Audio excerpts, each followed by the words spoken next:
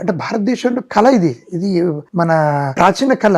ఒక 5000 సంవత్సరాల క్రితం మాయపాచికలు, మాయాబజారు అవును. ఏదైతే ఉంటుండో మహాభారతం ఇదంతా. సో అప్పటి నుంచి ఉన్న కళ ఇది. సో ఇది యావత్ ప్రపంచమంతా ఇది వెళ్ళిపోయి మంచి మంచి మెజిషియన్స్.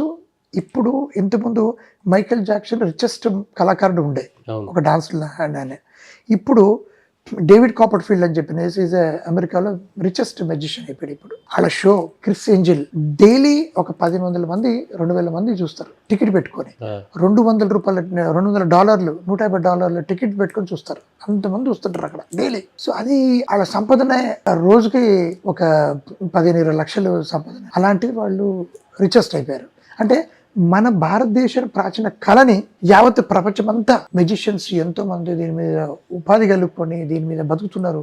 1000 మంది బతుకుతున్నారు, లక్షల మంది బతుకుతున్నారు. కానీ మన భారతదేశానికి ఇంకా ఆ కళని ప్రోత్సాహక రంగం అని చెప్పి పరుగులు పెడుతూ ఉన్నారు.